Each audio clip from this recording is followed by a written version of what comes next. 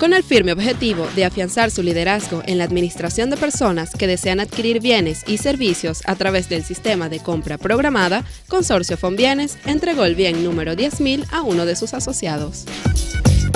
Muchísimas gracias a la Tele por acompañarnos en este evento, en esta celebración de nuestros 10.000 adjudicados. Es decir, hemos entregado 10.000 bienes, tanto vehículos como inmuebles, para todos nuestros clientes de Consorcio Fonbienes a nivel nacional. Hoy estamos celebrando esta entrega. En el año 2005 estábamos celebrando nuestra entrega 5.000 y hoy, en el año 2008, estamos celebrando nuestra entrega 10.000. Considero que se puede confiar en Fonbienes. Gracias a Dios yo adquirí mi bien por allí. Es una opción más a lo que es la banca. Próximamente celebraremos nuestra entrega 20.000. Agradezco a la Tele por acompañarnos en este evento. Kansei Motors, empresa de amplia trayectoria en el mundo automotriz, inauguró su nueva sede de ventas y distribución de repuestos Ford en Caracas.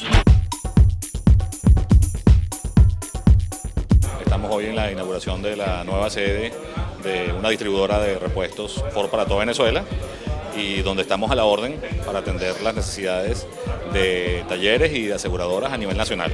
Despachamos a todas partes y bueno, muchas gracias por asistir y estamos a su orden.